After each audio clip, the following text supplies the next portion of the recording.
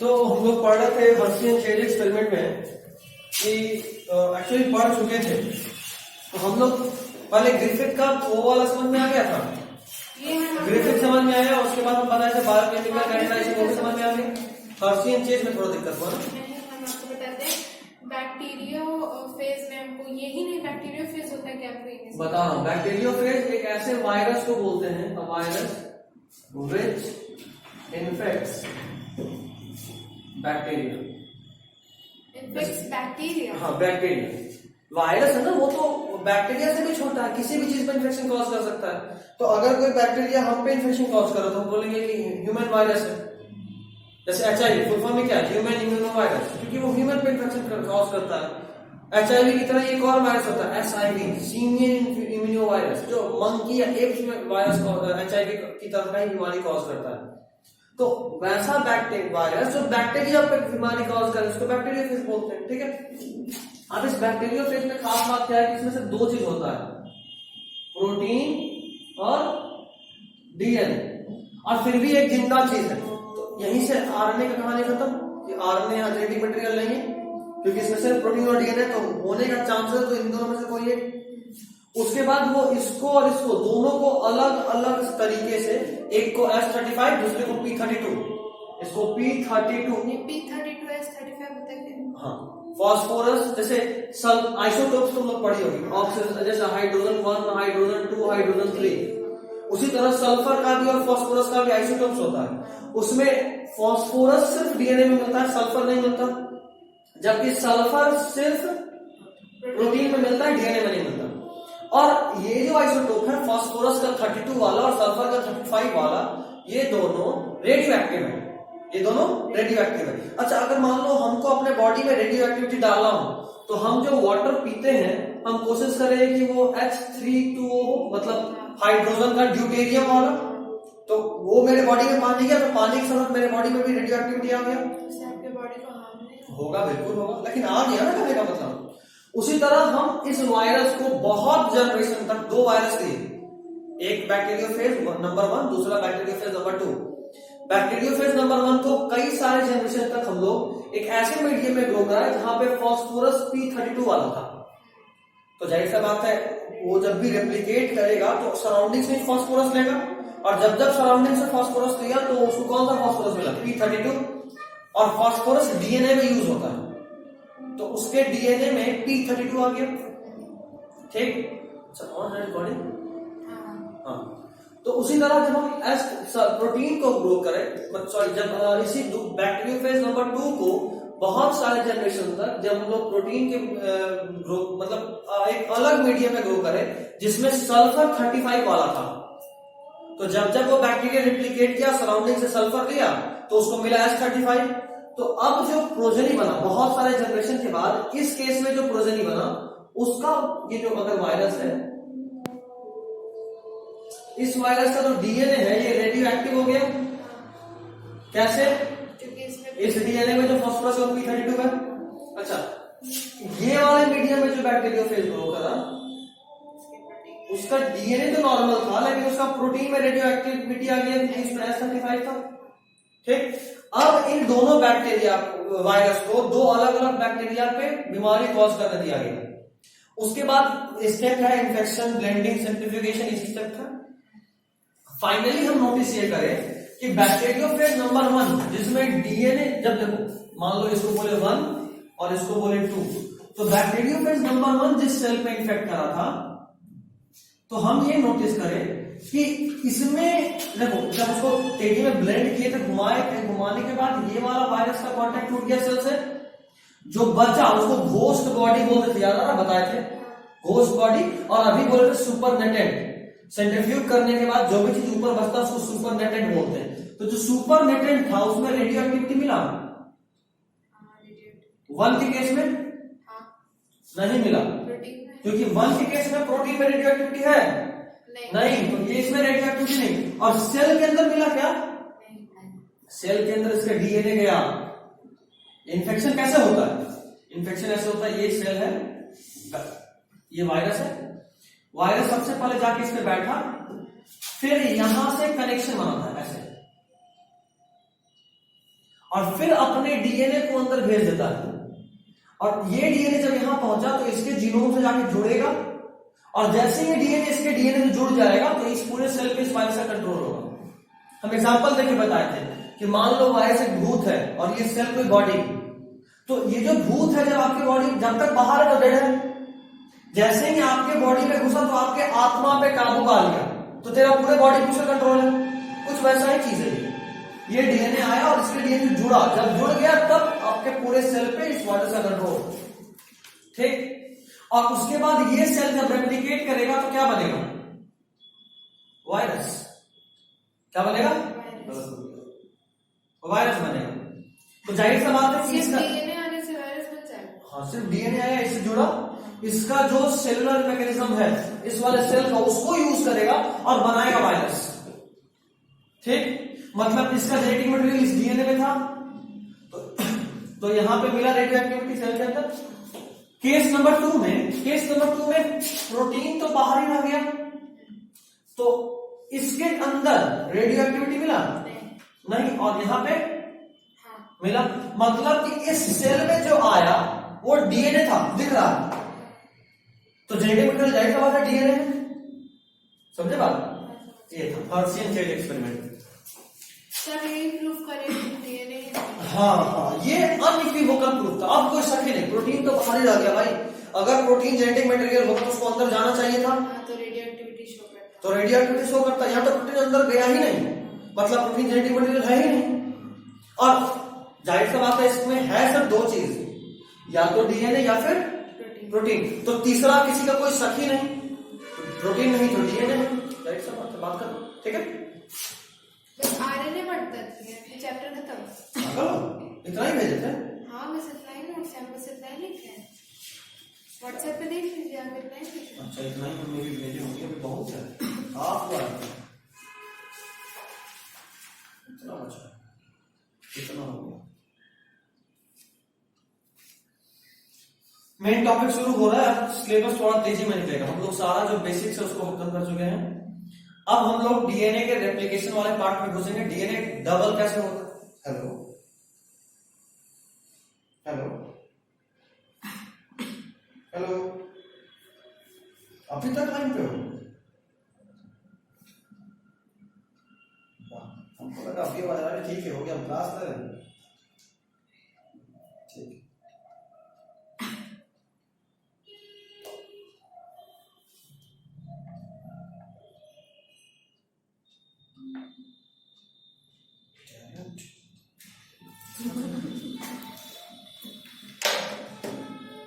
RNA world, तो अब हम लोग आरएनए वर्ल्ड में बात करें।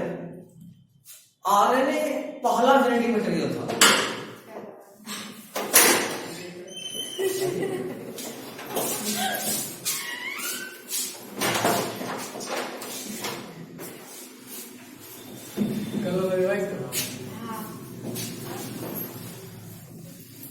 जल्दी कैसे पहुंच?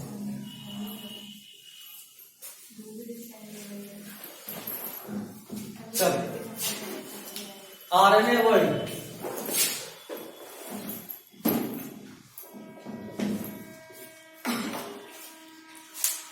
आरएनए पहला जेनेटिक मटेरियल था, डीएनए बाद में आया था। ये हम लोग इवोल्यूशन में भी पढ़ा, तुम भी पढ़ चुकी होगी, इवोल्यूशन तो पढ़ेगी। हमको थोड़ा बता दीजिएगा। इवोल्यूशन तेरे को पढ़ना ही नहीं है, थोड़ा बता दीजिएगा, थोड़ा जहाँ पे आएगा, जहाँ पे आएगा। तो यही लाइन था, हम लिख दिए वापस से। RNA was the first genetic material, पहला जेनेटिक मटेरियल जो इस दुनिया में आया था वो आरएनए था। डीएनए बाद में आया, ठीक है। क्या? हाँ, कमी था इसमें, उसको दूर करने के लिए डीएनए इवॉल्व करके आया। लोग लाए कि वो खुद ही से आएगा? खुद ही से आया। हम लोग में डीएनए है, जाहिर सा बात है खुद ही आया हो, कि हम तो थे नहीं कि डीएनए लेके आए।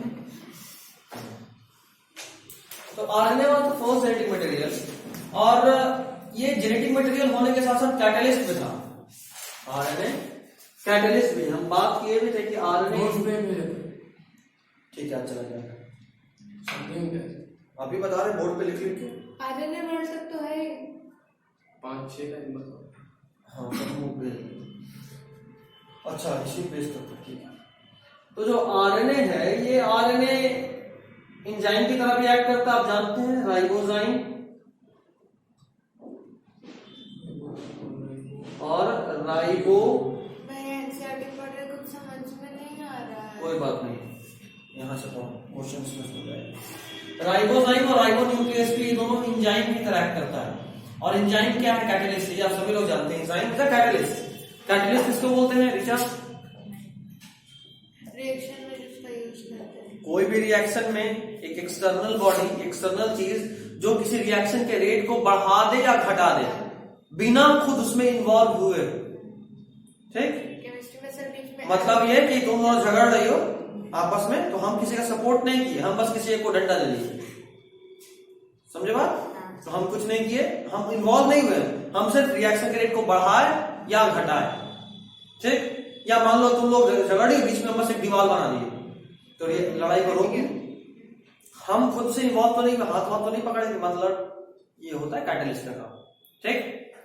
चलो, तो आरएनए जेनेटिक मटेरियल की तरह भी एक्ट कर रहा था और कैटलिस्ट की तरह भी एक्ट करता था।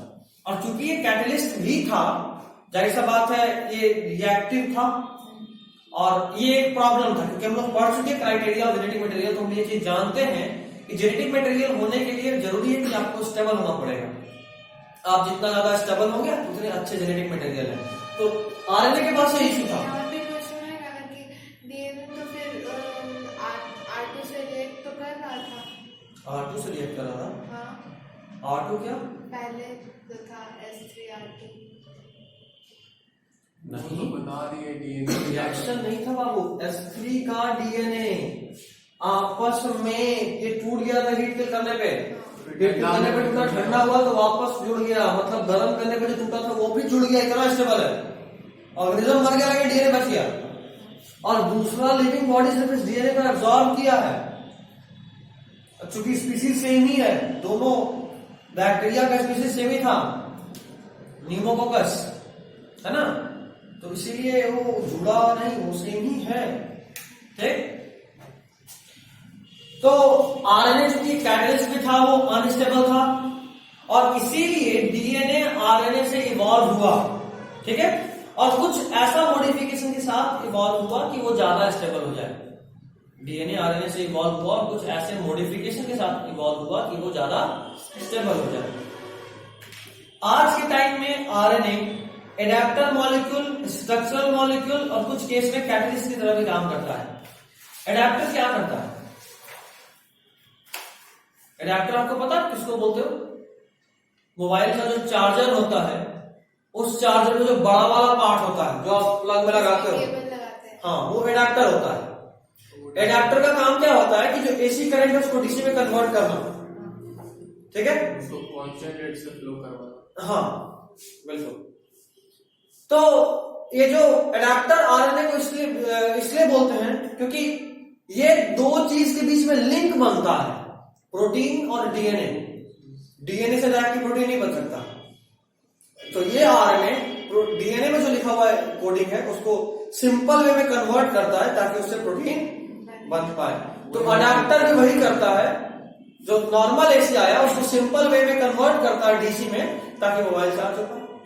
वो जो आप डीएनए से प्रोटीन बोल रहे हो, हाँ, वही प्रोसेस, अभी उसी को डिटेल में पढ़ेंगे। अभी सारा अभी जो इसके बाद पढ़ेंगे ना, आप बता रहे क्या एडेप्टर कैसे हम बोलते, तुम सुनते क्या हो, सोचते क्या हो? सोचते हैं। अडेप्टर का काम होता है कि दो अलग अलग तरह की चीज को जोड़ना। जैसे अडेप्टर एसी करंट को डीसी में कन्वर्ट करता ताकि मोबाइल चार्ज कर सके, उसी तरह डीएनए के कोडिंग को आरएनए सिंपल वे में कन्वर्ट करता है ताकि उसको राइबोसोम रीड करे और प्रोटीन बना पाए। समझे? ठीक है, चलो। तो आज के टाइम में आरएनए ज्यादा अच्छा है ट्रांसमिशन ऑफ इंफॉर्मेशन के लिए। आज के टाइम में RNA is more better for transformation of information. तुम्हारे पास फोन है? तुम्हारे पास? हम अभी आज का नोट स्कैन करके अभी ग्रुप में भेज दे रहे हैं, उसको पॉज कर दो ताकि तुम लोग देख भी पाओ। पॉज करो उसको।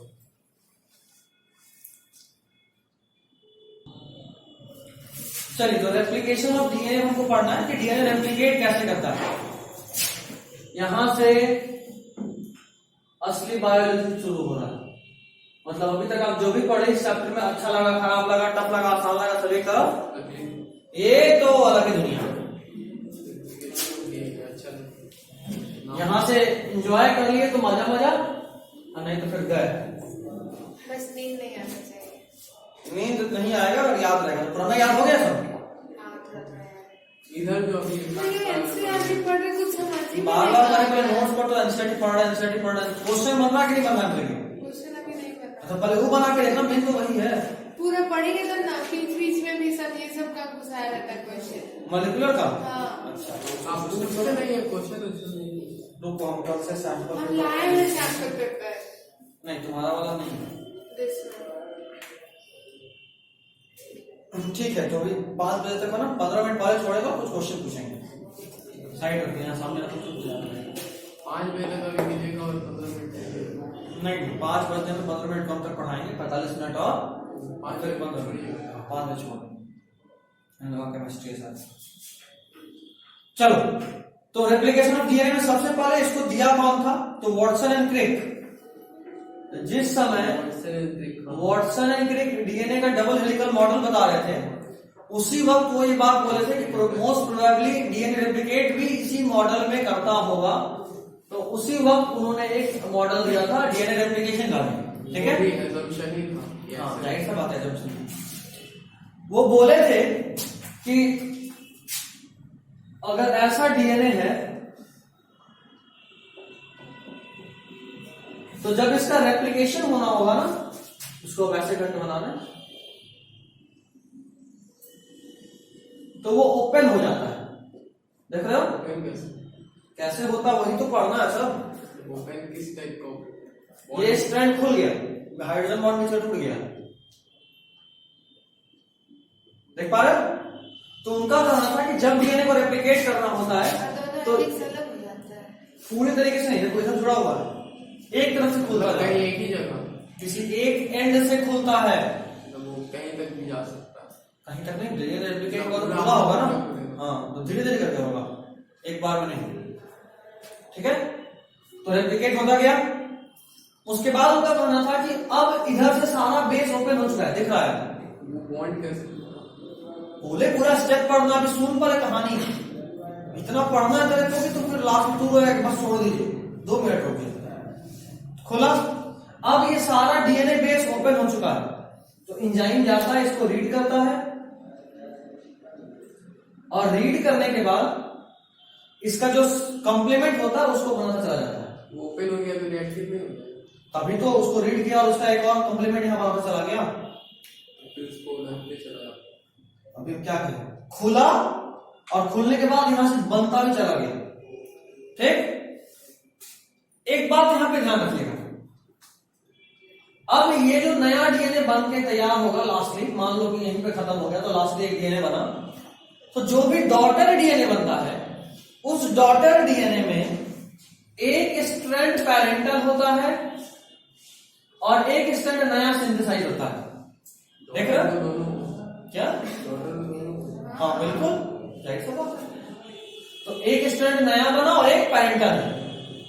इस तरह के डीएनए रेप्लिकेशन को बोलते हैं semi conservative model of DNA replication. क्या बोलते हैं?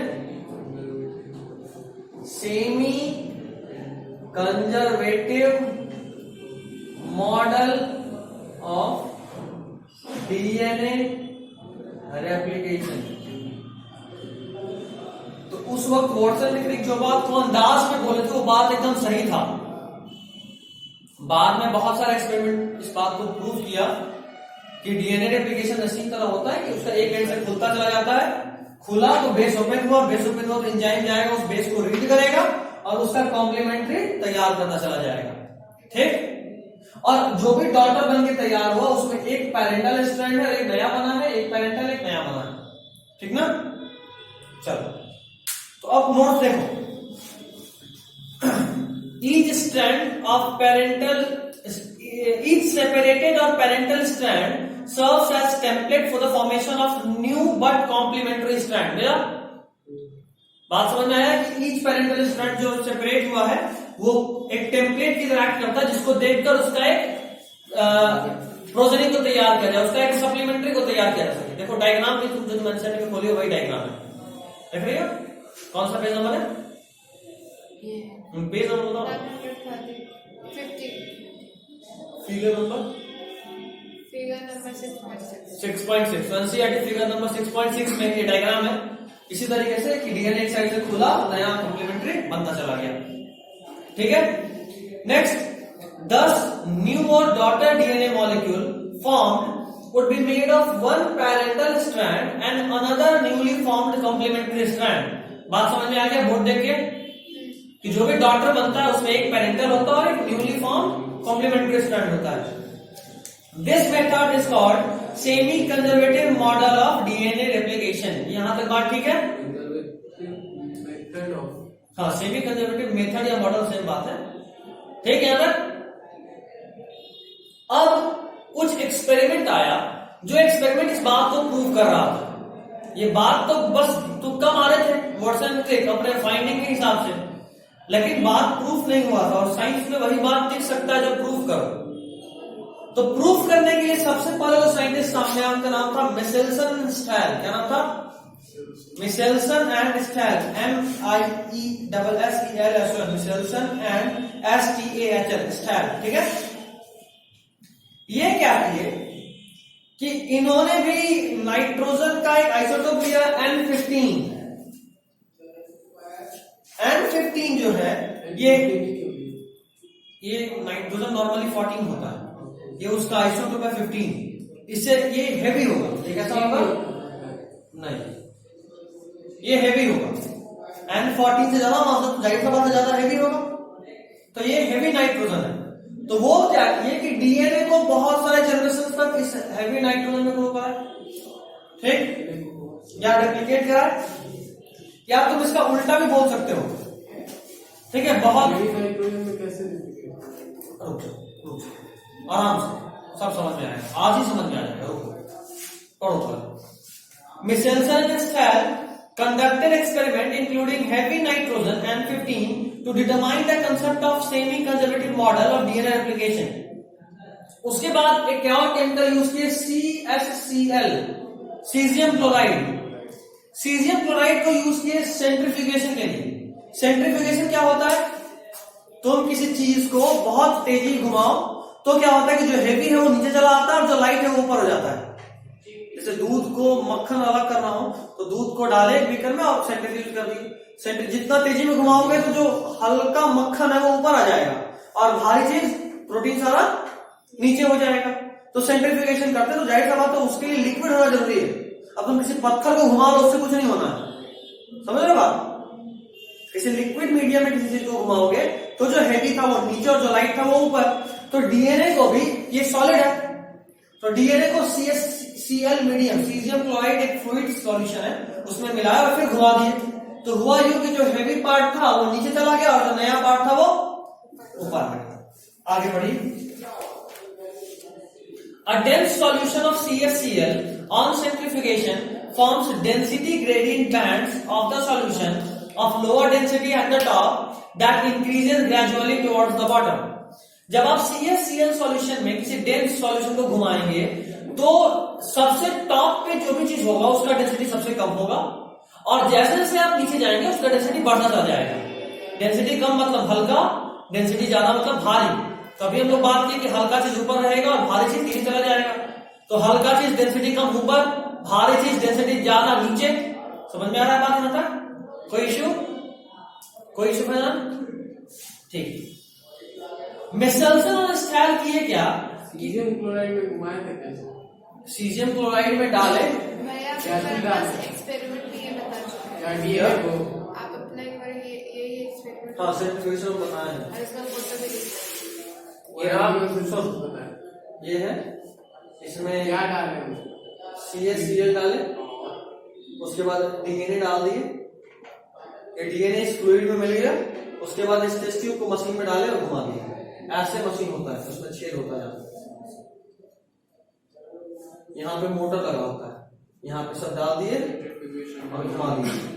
1200 राउंड पर सेकंड इतना स्पीड से घुमाते हैं। 1200 राउंड, 1800 राउंड, 18,000 राउंड, बहुत तेजी में घूमता है उसके बाद तुम कह ठीक है कोई बात चलो सुनना तो Michelson and Stahl created DNA molecules of different density using normal nitrogen and its heavy isotope याद रखना N15 हेवी जरूर है लेकिन ये रेडियो एक्टिव नहीं है वहां पे P32S35 रेडियो एक्टिव था ये रेडियो एक्टिव नहीं ये सिर्फ भारी है तो आप क्या किए आप दो डीएनए लिए एक डीएनए लिया और दूसरा डीएनए इधर इसको बहुत सारे जनरेशन तक नॉर्मल नाइट्रोजन में रखे तो ये नॉर्मल डीएनए बना इस वाले को तुम N15 दिए हैवी नाइट्रोजन तो जाहिर सा बात है इसमें जो भी नाइट्रोजन बेस होगा सब जगह क्या हो जाएगा N15 याद आ रहा होगा 1379% नाइट्रोजन होता था लिक्विड के बारे में बात करें नाइट्रोजन लिक्विड नहीं मॉलिक्यूल एटम N15 था उसमें ठीक मतलब ये कि मान लो प्लांट को नाइट्रोजन चाहिए तो प्लांट को जो नाइट्रोजन मिल रहा है खाद से उस खाद में जो नाइट्रोजन है वो N15 है अगर N15 है तो प्लांट के अंदर जाएगा वो तो N15 जाएगा ना दैट्स इट ये डीएनए जिस सराउंडिंग में रेप्लिकेट कर रहा है वो N15 है तो इसके जो नया नाइट्रोजन बेस बनेगा उसमें N15 होगा समझे बात तो दो तरह का तैयार किए N15 वाला और N14 वाला ठीक उसके बाद क्या किए अच्छा एक और बात अभी बता चुके हैं वापस वही लिखा हुआ है Michelson and Stahl created DNA molecule of different densities by using normal nitrogen and heavy isotope. For this purpose, E. coli was grown in NH15Cl solution. NH4Cl solution. NH4 sorry N15H4Cl ये बता रहे हैं E. coli को इस solution में grow किए इधर देखना E. coli को किस सॉल्यूशन में ग्रो किए इस सॉल्यूशन में जब E. coli को इस सॉल्यूशन में ग्रो किए तो E. coli के डीएनए रेप्लिकेट किया होगा और उसके लिए सराउंडिंग यही वाला मीडियम है तो वो जो नाइट्रोजन लेगा वो ये वाला नाइट्रोजन लेगा तो E. coli के डीएनए में जाहिर सा बात है N15 आ जाएगा ठीक और अगर इसी E. coli को किसी नॉर्मल NH4Cl सॉल्यूशन में ग्रो किए तो इस E. coli का जो डीएनए होगा उसमें N14 ही रहेगा समझ रहे हो आप इस तरह से दो तरह का डीएनए तैयार हो गया मेरे पास आगे N15 वाला हेवी हो जाएगा क्योंकि उसके हर नाइट्रोजन बेस पे N14 में N15 एक मास ज्यादा है एक यूनिट मास ठीक है आगे this non-radioactive heavy DNA has more density than DNA with normal nitrogen जाहिर सा बात है बता चुके नॉन रेडियोएक्टिव होता है ये इंपॉर्टेंट बात है ध्यान रखिएगा अगला point the bacteria were then transferred to culture medium containing only normal nitrogen मतलब पहले आप क्या किए कि N15 वाला बैक्टीरिया तैयार कर लिए N15 वाला E. coli तैयार कर लिए सुनना जरा CCl में डाल सुनो सुनो सुनो दिखाता हूँ बोर्ड पे एक बार रीड करो तो अच्छा लगेगा एक बार रीड करते फिर बोर्ड पे पूरा समझाएंगे एक बार रीड करो The bacteria were then transferred to culture medium containing only normal nitrogen. समझ में आया तो ठीक तो हम बोर्ड पे बता रहे हैं The change in density was observed by taking DNA samples periodically.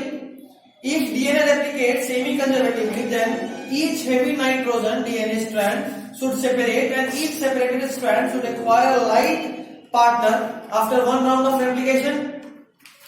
कैसे बता रहा हूँ आगे पहले पढ़ो Michelson and Stahl observed that such DNA was actually half dense, indicating the presence of hybrid DNA molecules. ठीक है यहां तक अब जरा पहले समझ लेते हैं फिर आगे बढ़ेंगे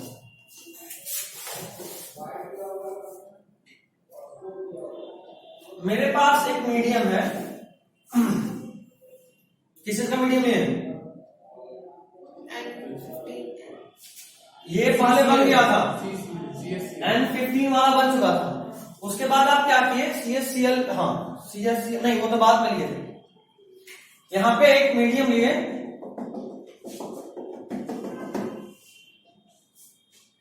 इसका ये 14 वाला है कौन सा वाला है ये 14 और इसमें ये वाला डीएनए डाले उसको ब्लू से दिखा रहे हैं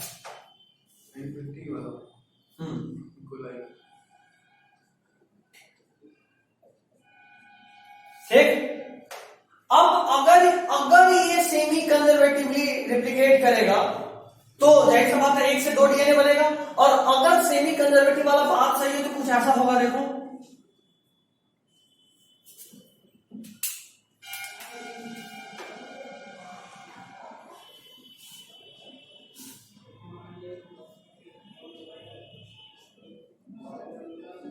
हर डीएनए में एक पेरेंट का स्ट्रैंड और एक नया बना, ठीक।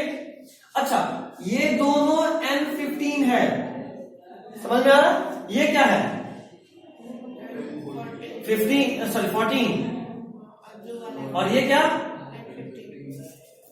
ये कैसा, और ये कैसा? तो अच्छा, ये एक राउंड ऑफ रेप्लिकेशन था, इसको अगर दोबारा रेप्लिकेट करने देंगे तो कैसा बनेगा?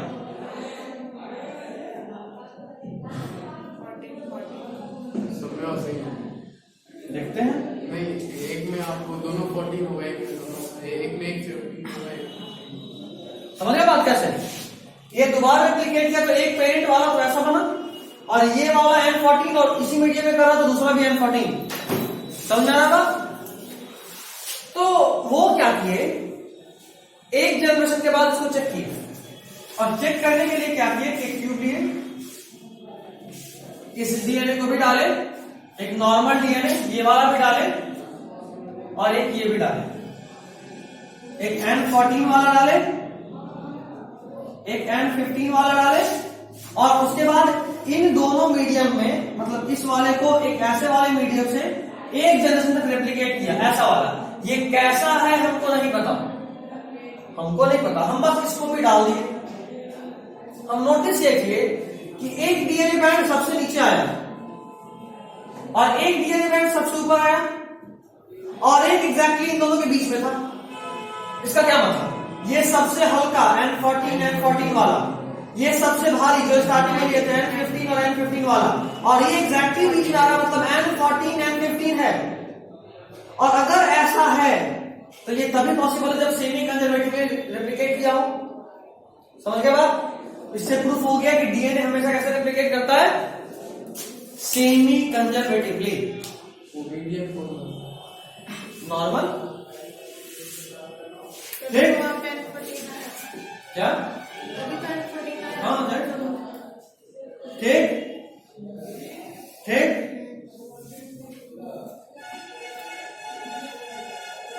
उम्मीद करते हैं पूरा एक्सपेरिमेंट समझ गया। अच्छा, इसमें एक्सपेरिमेंटल मटेरियल कौन है, किसने किया एक्सपेरिमेंट? इकोलाई पे, डीएनए तो मॉलिक्यूल, ठीक। इसी तरह का एक्सपेरिमेंट टेलर किए थे। Taylor proved semi conservative mode of DNA replication in eukaryote, याद रखिएगा। यूकैरियोट में कौन किए, टेलर। प्रोकैरियोट में कौन किए, मिशेल्सन स्टैल। ये साइंटिस्ट बड़ा इंपॉर्टेंट है, बहुत पूछेगा, बहुत पूछता है, और उम्मीद करते हैं एक नए क्वेश्चन मिल जाएगा इस एग्जाम में, स्टैल, ठीक है, बहुत इंपॉर्टेंट है, इससे पूछना चाहिए।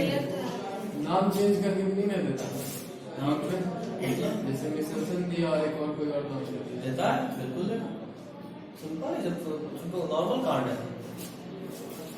खैर, तो वो जो यूकैरियोट पे किए थे उसके लिए वो जो इस पे एक्सपेरिमेंट किए थे वो था रूट्स ऑफ वीसिया फावा। वीसिया फावा नॉर्मल बीन को बोलते हैं, और वो यूज किए थे titrated thymidine.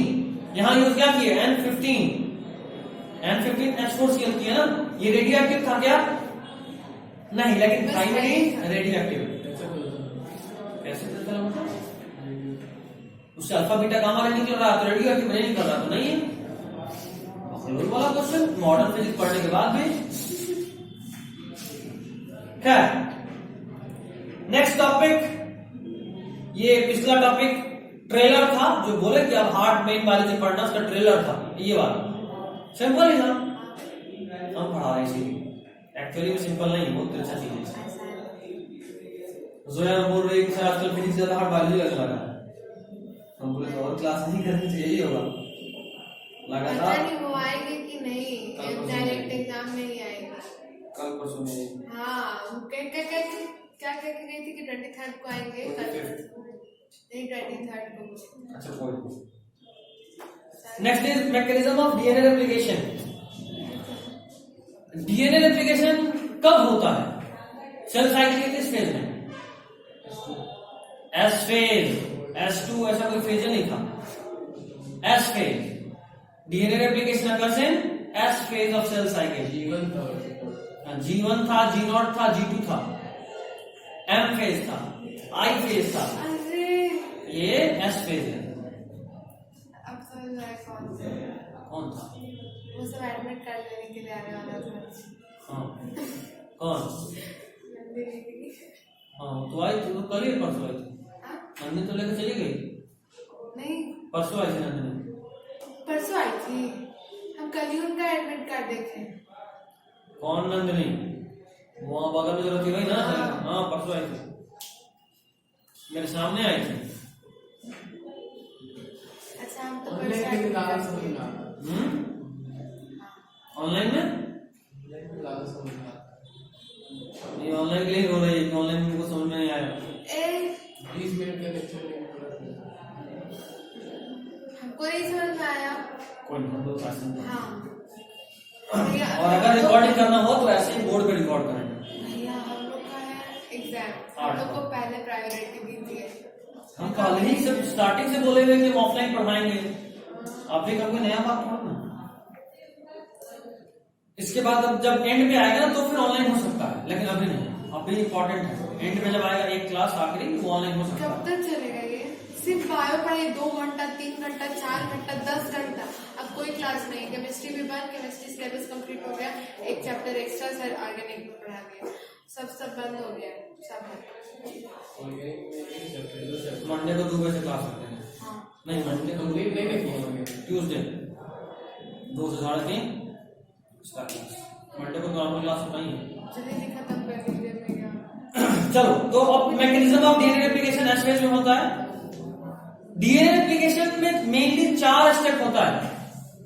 Step number 1 initiation of DNA replication, step number 2 unwinding of helix, जो हम बोल रहे थे सब डिटेल में पढ़ना, देख हमारा डीएनए रेप्लिकेशन का स्टार्ट होना को इनिशिएशन बोले। अनवाइंडिंग मतलब ये जो खुला, बीच का वर्ड खुला, unwinding of DNA helix, formation of primer strand. अब जो नया बनने लगा है, जैसे मान लो M14। हाँ ये जो बना या ये जो नया बना, इसमें एक इशू ये होता है ना कि जो एंजाइम इसको बनाता है वो एंजाइम इसको स्टार्ट नहीं कर सकता। बस मतलब बनाने के लिए पहला नाइट्रोजन बेस जोड़ोगे, उसके बाद तभी ना बनेगा। तो जो एंजाइम इसको बनाता है डीएनए पॉलीमरेज नाम है। क्या नाम है? DNA polymerase. तो ये जो डीएनए पॉलीमरेज है ये पूरा पॉलीमराइजेशन तो कर सकता है न्यूक्लियोटाइड का, लेकिन उसको स्टार्ट नहीं कर सकता, पहला नहीं रख सकता। क्यों? कारण है वो स्टार्ट करेंगे दूसरा। हाँ सब पढ़ना है डेली। तो स्टार्ट करेंगे दूसरा चीज है, वहां पे एक आरएनए प्राइमर रखते हैं, डीएनए का नहीं, आरएनए बना के तो चुपचाप रख देते हैं। पहला ईंटा आरएनए का जुड़ता है, उसके बाद उसके आगे पूरा डीएनए वाला जुड़ता है, और जब कंप्लीट हो जाता है तो लास्ट में उस ईंटा को हटाते हैं और फिर उसे डीएनए वाला जोड़ देते हैं। तो जो पहला था उसको बोले प्राइमर, तो वो एक अलग स्टेप है, फॉर्मेशन ऑफ प्राइमर स्ट्रैंड। और चौथा इलोंगेशन ऑफ न्यू स्ट्रैंड। जो प्राइमर रखा गया तो उसको बस इलोंगेट करना है। ठीक, साइड में कुछ पेंसिल से लिखे देखो, दिख रहा है? दिख रहा है कि नहीं? हम पढ़ रहे हैं।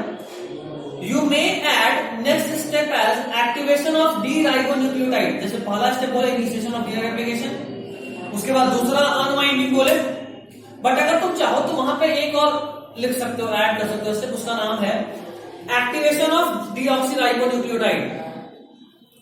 तो तुम जो भी न्यूक्लियोटाइड को यूज कर रहे हो उसको एक्टिवेट करते हैं।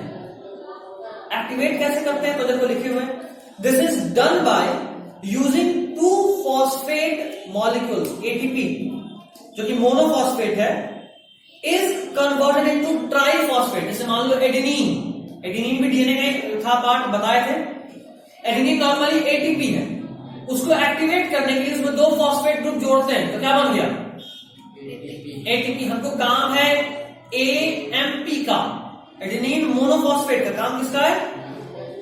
एएमपी का, एडेनिन मोनोफॉस्फेट। लेकिन उसमें 2 और जोड़ते हैं तो क्या बन गया? एटीपी।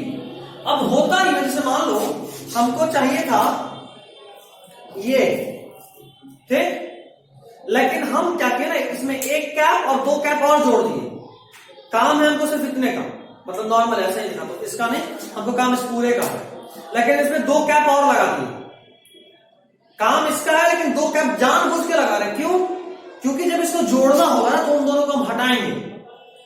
एटीपी बन गया था, काम है एएमपी का, एडेनिन मोनोफॉस्फेट का काम, और जुड़ के कितना आया मेरे पास, एडेनिन ट्राइफॉस्फेट, तो दो को हटाना पड़ेगा, दो फॉस्फेट, तब ट्राई से एक हटाएंगे तो बनेगा डाई, दूसरा भी हटाएंगे तो बनेगा मोनो। एडेनिन से डायरेक्ट एटीपी बनता है। एडेनिन से ही एटीपी बनता है, एडेनिन ट्राइफॉस्फेट। एडेनिन को नहीं हटाएंगे, फॉस्फेट ग्रुप हटा रहे हैं। 3 फॉस्फेट था, एक फॉस्फेट था तो बचा एडीपी, एक और हटा दिए तो बना एएमपी। तो जब तुम दो फॉस्फेट ग्रुप को हटाए तो आप जानते हो कि एटीपी बनाने में एनर्जी देना पड़ता है, जब उसको तोड़ोगे तो एनर्जी मिलेगा, समझे? तो ये जो प्रोसेस है डीएनए पॉलीमराइजेशन का, ये बहुत बहुत ज्यादा एनर्जी कंज्यूमिंग प्रोसेस है। उतना एनर्जी एक बार में सेल नहीं ला सकता, तो सेल क्या करता है, धीरे धीरे एटीपी जमा करता है। जैसे एटीपी बनाया ना, वैसे ही सेल क्या करता है, जैसे एडेनिन हो गया, guanine, thymine, ATCG, ATC, cytosine बचा, तो ये चारों का ट्राइफॉस्फेट बनाता है। Adenine triphosphate, thymine triphosphate, guanine triphosphate, cytosine triphosphate, चारों का ट्राइफॉस्फेट बना दिया। जिसको जहां यूज करना है, यहां मान लो जोड़ना है इस पोजीशन पे, दो फॉस्फेट निकालेंगे, जो एनर्जी मिला उसको ही यहां यूज करेंगे, यही यूज कर लेंगे और जोड़ देंगे। तो जो एटीपी है वो दो पर्पस को सॉल्व करता है, या जो भी ट्राइफॉस्फेट है। पहला, इट एक्ट्स एज सबस्ट्रेट, जिसको रिएक्शन में जाना है उस सबस्ट्रेट की तरह भी काम कर रहा है। दो फॉस्फेट निकालने के बाद एएमपी बन गया, यही सबस्ट्रेट है, इसी को जोड़ना है। और दूसरा, ये एनर्जी भी दे देता है, समझे? वही लिखा हुआ होगा, एक बार पढ़ो समझ में आ जाएगा। ATP is converted into triphosphate, it has dual purpose, दो काम करता है। Purpose number 1, acts as substrate, जो पेंसिल से लिखे थे वहीं पे देख रहे हैं। Purpose number 1, it acts as substrate, और purpose substrate for DNA replication, और purpose number 2, also provides energy. समझ के बात नहीं समझे? समझ गए नहीं?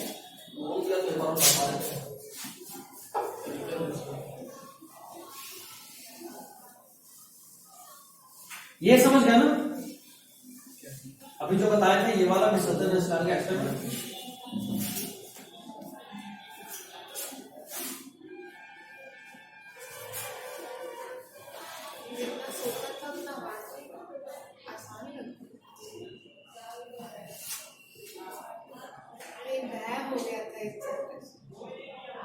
बोले थे ना कि हम संभाल देंगे।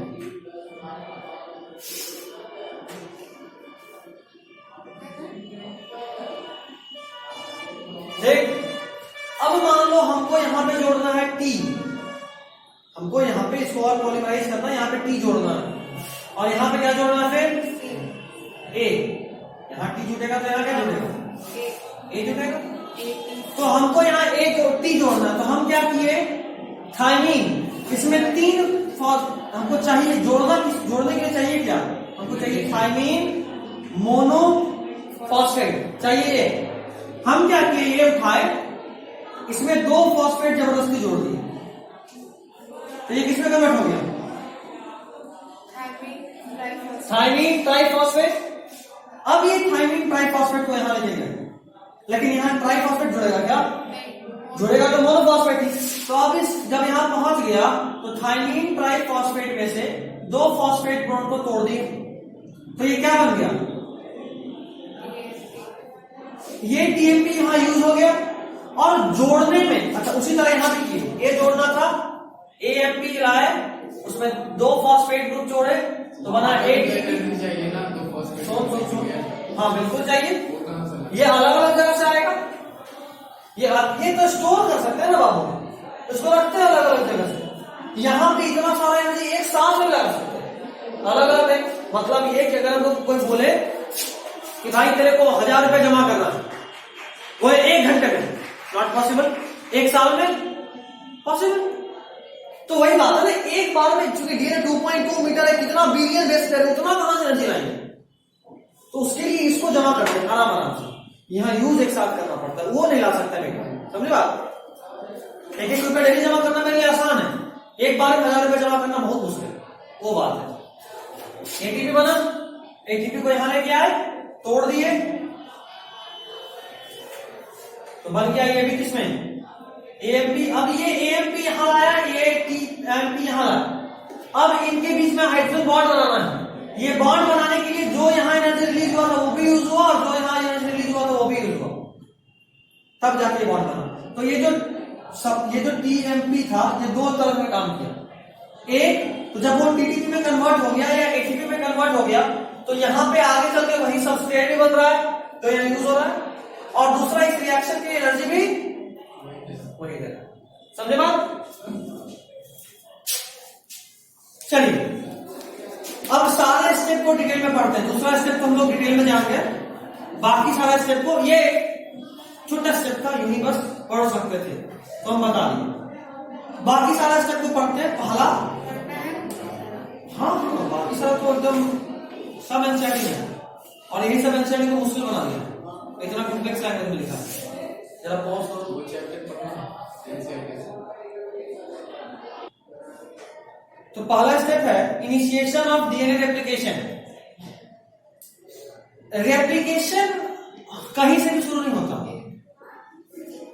डीएनए रेप्लिकेशन कहीं से भी शुरू नहीं होता। इसका टाइम के ऊपर 4:30 और वहां 1 घंटा हो गया,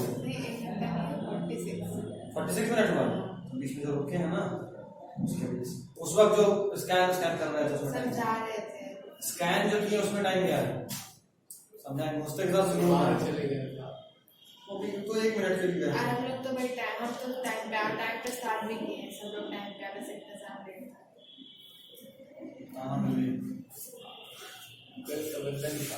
डीएनए रेप्लिकेशन कहीं भी स्टार्ट नहीं हो सकता, डीएनए रेप्लिकेशन कहीं से भी शुरू नहीं होता है।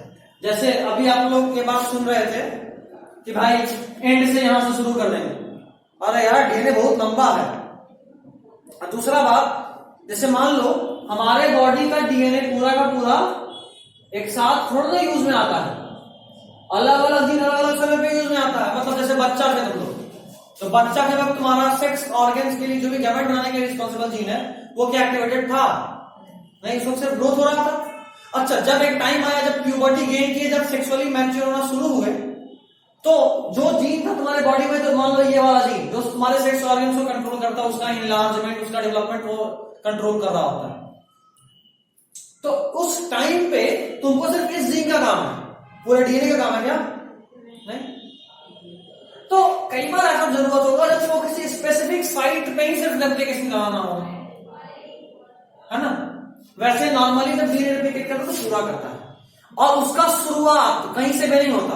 ये नहीं कि मन क्या कहीं से शुरू हो गया, मन क्या यहां से हो गया, मन क्या यहां से, ना, एक फिक्स जगह से होता है शुरू।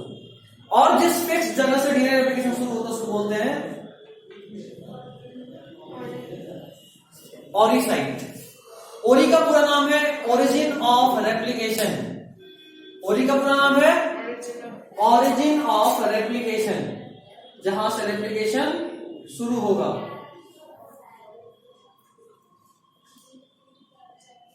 और डीएनए रेप्लिकेशन हमेशा ही ओरी साइट से शुरू होता है। ओरी साइट वो बोलते हैं जहां से होता है। हाँ, अब सुनो, प्रोकैरियोट में सिर्फ एक ओरिसाइट होता है। प्रोकैरियोट्स के डीएनए में सिर्फ एक ओरिसाइट होता है, और इसको बोलते हैं ओरिसी। क्या बोलते हैं? कुछ भी बोल रहे हैं, नहीं, ओरिसी बोलते हैं, कुछ भी नहीं बोलते। ठीक। जबकि अगर बात करें यूकैरियोट्स में, तो यूकैरियोट में सेवरल थाउजेंड ऑफ ओरिसाइट हो सकता है। ठीक, यहां तक तो कोई इशू नहीं। अब सुनो, अनवाइंडिंग ऑफ हेलिक्स, दूसरा पॉइंट जो हम लोग बात कर रहे हैं, अनवाइंडिंग ऑफ हेलिक्स। ओरिजिन कैसे स्टार्ट, रेप्लिकेशन शुरू कहां से हुआ? ओरिसाइट से।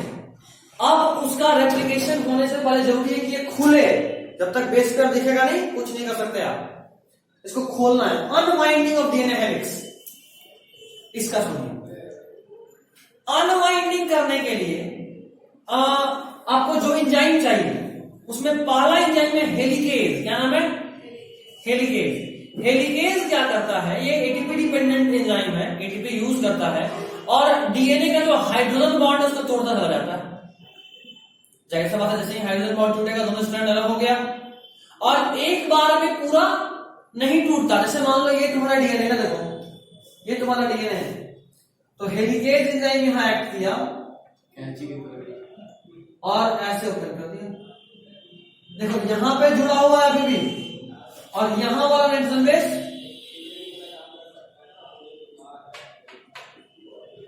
यहां वाला नाइट्रोजन बेस ओपन हो गया। जैसे जैसे हेलिकेज आगे बढ़ेगा तो ये भी टूटेगा, ये भी टूटेगा, ये भी टूटेगा, समझ रहे बात? तो हेलिकेज आगे बढ़ता जाता है, इसको तोड़ता चला जाता है और दूसरी तरफ जो स्ट्रैंड है वो ओपन हो जाता है।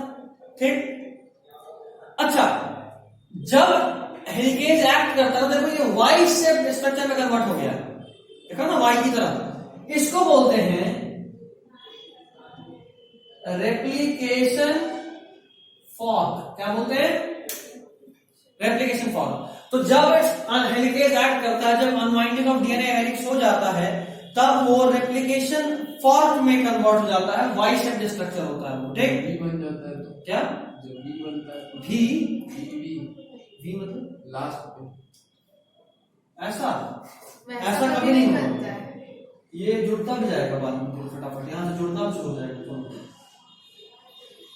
ठीक, और फिर दोनों अलग अलग हो जाते हैं। हाँ बिल्कुल, तो दोनों अलग अलग जैसे जैसे आगे बढ़ेगा जुड़ता भी जा रहा है। ऐसा नहीं कि पहले अलग हो गया, एक आध दिन के बाद फिर जुड़ना चालू होगा, ऐसा नहीं, सब साथ साथ। थोड़ा सा टाइम गैप होता है कि ये खुलता चला जाए या फिर जुड़ता चला जाए।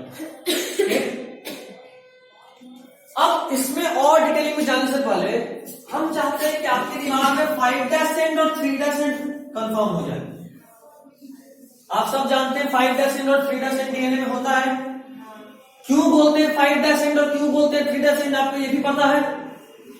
5' एंड इसलिए क्योंकि उधर पे 5' वाला क्वेश्चन फ्री होता है, और 3' इसलिए क्योंकि वहां पे 3' वाला ओएस फ्री होता है। फॉस्फोडाइस्टर बॉन्ड 5' और 3' जोड़ता था, है ना? तो एक साइड में 3' ओपन होगा, दूसरी साइड में 5' ओपन होगा।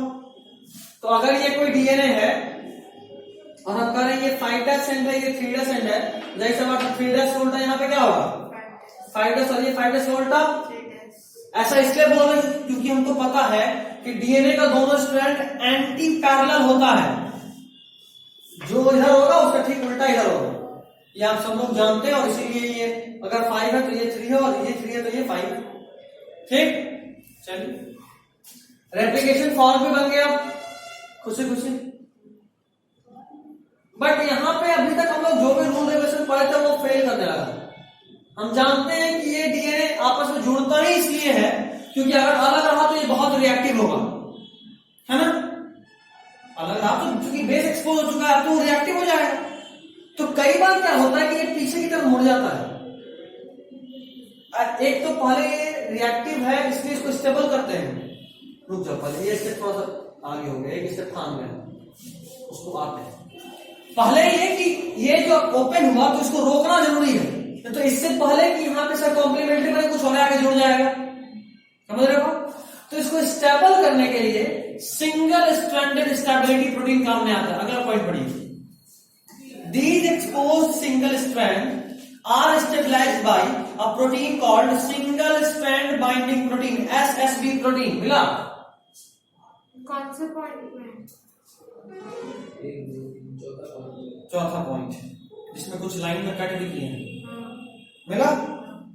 Due to unwinding, a negative supercoiling is developed on the end of DNA opposite to the replication fork।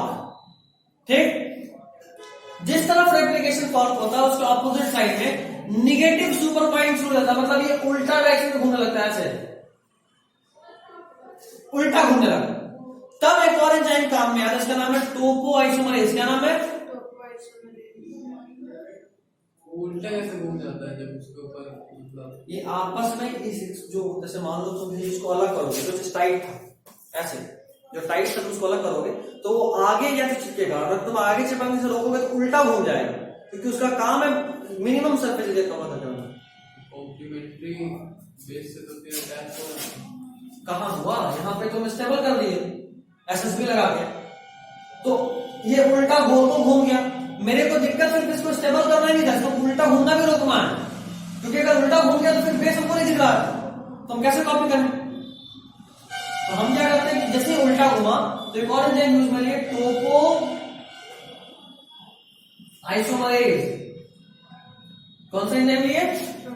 Toppo isomerase. और टोपो आइसोमरेज क्या करता है, इसको यहां से काट दिया, देखो यहां से काटा या यहां से क्यों काटेंगे, तो सीधा नहीं, पहले यहां से काटा और इसको ऐसे जोड़ दिया, इसको पहले सीधा किया, फिर इसको लाके यहां जोड़ दिया, ये वाले एंड को लाके यहां जोड़ दिया, फिर यहां से काटा, ये वाले एंड को लाके यहां जोड़ दिया, फिर यहां से काटा, ये वाले एंड को लाके यहां जोड़ दिया, तो डीएनए फिर से सीधा हो गया।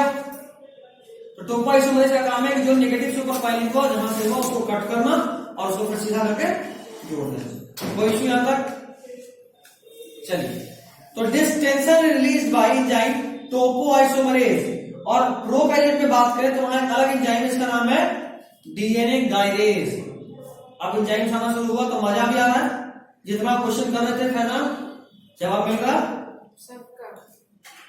अभी और गिनने नहीं मिलेगा, अभी तो 2 ही स्टेप हुआ है, 2 स्टेप बाकी है। तो चलो, सबसे पहले डीएनए पॉलीमरेज काम आया, दूसरा काम था पॉलीमराइजेशन करना, उसके लिए पहले आपको इस हेलिक्स को खोलना पड़ा। काम कौन आया? कौन खोला हेलिक्स को? क्या बात है, पॉलीमरेज तो पॉलीमराइजेशन करेगा, जोड़ेगा, खोला कौन? हेलिकेज। हेलिकेज इसको खोला, हेलिकेज को खोलने के बाद इसको स्टेबल किया एसएसबी, और उसके बावजूद जो नेगेटिव सुपर फाइलिंग हो गया था उसको ठीक कौन किया? टोपो आइसोमरेज। ठीक, अब अगला step formation of primer strand. कितना बड़ा देखते हैं,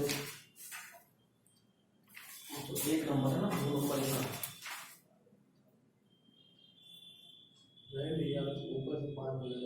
चलो ठीक, आज के लिए इतना ही। अभी कुछ क्वेश्चंस सैंपल पेपर से पूछ लेते हैं रिवीजन के तौर पे, और फिर आगे बढ़ेंगे अगले क्लास में। तो आप समझ में आ रहा है कि नहीं? नोट्स में नहीं, 5-7 पेज और बचा हुआ है। एक बार उतना टाइम अभी सोचेंगे इस तरह से उसको पढ़ेंगे। चलो इसको बंद कर दो। This is all for today, और अगले दिन आगे।